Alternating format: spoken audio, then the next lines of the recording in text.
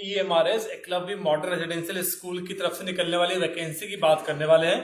This is not a permanent job, ये contractual job है, बता दो आपको पहले ही। बट आप ऑल इंडिया से एलिजिबल हो, आप ऑल इंडिया से वॉक इन कर सकते हो। बीएड की कोई भी नीड नहीं है। If you are fresher you can definitely apply. कोई एग्जाम नहीं होगा और इसमें आप बहुत सारी पोजीशन के लिए फिल कर सकते हो। और यहाँ पर बीएड तो मांगा नहीं है, तो आप सभी अप्लाई कर सकते हो मास्टर्स के बेसिस पर, ग्रेजुएशन के बेसिस पर। सैलरी ठीक मिली है फ्रेशर्स को और आपका एक्सपीरियंस काउंट हो जाएगा। जब तक परमानेंट जो पर्सन्स आएंगे, जब तक वो ज्वाइन नहीं कर लेते, तब तक आप इसमें फुल टाइम काम कर सकते हो। आपको रेसिडेंस यहाँ पर फ्री मिल जाएगा, मैथ्स वगैरह आपको फ्री मिल जाएगी, ठीक है। तो यहाँ पर TGT science, maths, art and craft, music, फिर काउंसलर वगैरह की बहुत सारी पोस्ट है। जैसे कि ये है पीजीटी केमिस्ट्री में एक पोस्ट है, पीजीटी मैथ्स में एक पोस्ट है। अगर आप यहाँ पर क्वालिफिकेशन देखोगे, अगर आप पीजीटी केमिस्ट्री में अप्लाई कर रहे हो तो आपसे सिर्फ और सिर्फ मास्टर्स मांगा हुआ है केमिस्ट्री में, बस हो गया। कोई परसेंटेज की भी नीड भी नहीं है। और आपको हिंदी और इंग्लिश आना चाहिए, बेसिक लैंग्वेज आपको आनी चाहिए, ठीक है। और कंप्यूटर की नॉलेज सबको है तो वो होनी चाहिए। तो ये क्वालिफिकेशन है पीजीटी में।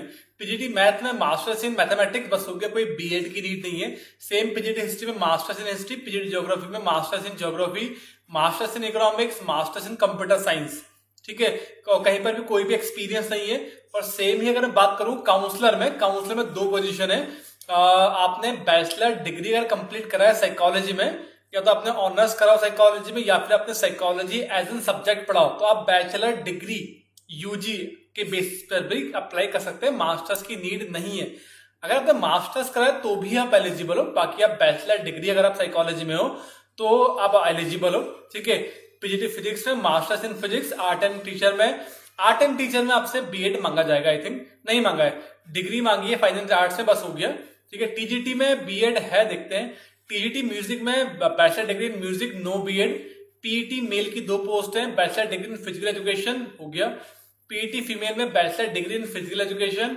और टीजीटी इंग्लिश, ओडिया, और बाकी TGT mathematics, TGT science. TGT की जो कुछ पोस्ट है, तकरीबन टीजीटी की जो 4 पोस्ट है अलग अलग, उसमें 7-8 वैकेंसी, उसमें आपसे BEd plus CTET plus graduation मांगा है। बाकी काउंसलर्स हो गया, आर्ट एंड क्राफ्ट टीचर हो गया, म्यूजिक हो गया, आपका पीजीटी हो गया, इनमें कोई भी बीएड की नीड नहीं है। इवन काउंसलर में तो आप सिर्फ और सिर्फ बैचलर डिग्री के बेस पर भी एलिजिबल हैं फॉर्म भरने के लिए, और आप इंटरव्यू दे सकते हो।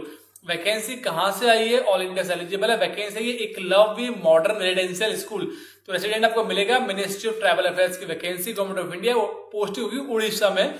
कोई भी क्वेरी होगी तो यहाँ पर मोबाइल नंबर दिया हुआ है प्रिंसिपल ऑफिस का, तो वहां पर आप कॉल कर सकते हो। यहाँ पर ईमेल आईडी दी है अपनी क्वेरी सॉल्व करने के लिए। 9 अप्रैल को नोटिफिकेशन आ गया था और इसमें आपको वॉक इन करना है, समझ लो इसको क्या सीन। देखो यहाँ पर walk in interview schedule to be filled of 25 April और 26 अप्रैल, इन 2 दिन में वॉक इन इंटरव्यू होंगे, ठीक है। डिस्ट्रिक्ट कोरापुट डिस्ट्रिक्ट उड़ीसा में as an guest faculties EMRS Kotpad, EMRS Kundra, 2 school के लिए हायरिंग कर रहे हैं, EMRS Kotpad and EMRS Kundra, ठीक है। एंड साथ में EMRS Boipariguda and EMRS Konga. तो यहाँ पर आई थिंक 4 स्कूल हो गए फिर, ठीक है। इन 4 स्कूलों के लिए ये 25 और 26 सेशन के लिए आपके लिए हायरिंग कर रहे हैं। तो वैकेंसी बाद में बढ़ भी सकती है। अभी यहाँ पर अप्लाई कैसे करना है आप समझ लो। आपकी जो मैक्सिमम एज है वो मिनिमम 21, मैक्सिमम 60 साल एज है।